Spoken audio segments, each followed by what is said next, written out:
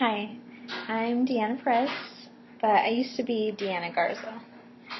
Sometimes I think I miss being Garza, but it took me so much trouble to get to Perez that I'll never go back. And that's what my story is about today. The 2 weeks between will you marry me and I do. I call it Murphy's Law of Marriage. So here we go. The funny thing is, we had broken up 2 months before he showed up at my job 100 miles away from home, and he said, "Come on, let's go, we're getting married." How do you respond to that? There was only one thing I could do. I came with him. I told my boss I was leaving early, and I didn't come back.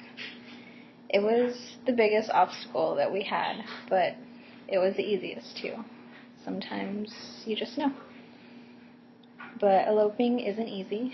There are parents for one thing, and parents don't wait 22 years for their oldest daughter to race off into the sunset without another word. So that was our second obstacle, trying to plan a wedding in 2 weeks because we had already gotten our marriage license. But that's what moms are for, and she made it happen. But then I got strep throat, and I was so sick. I couldn't eat anything, I couldn't drink anything, and there we were dress shopping, and I was dying. But finally, we found a dress, and it fit perfect, and it didn't need any alterations. It was ready to go. So we bought it, and then we rushed off to Care Now because I was just about to pass out.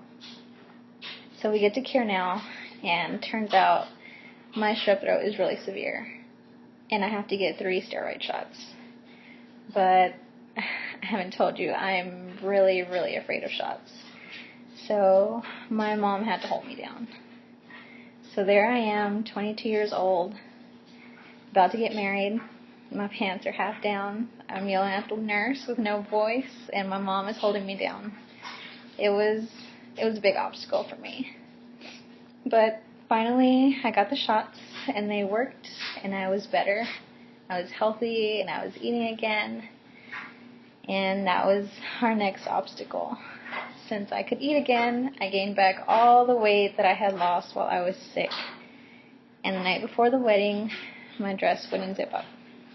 I was freaking out, and I didn't know what to do. So I did the only thing that we could do. I stopped eating, I stopped drinking, and I prayed, and I prayed, and I prayed, and I prayed, and I prayed that my dress would fit the next day when the music started.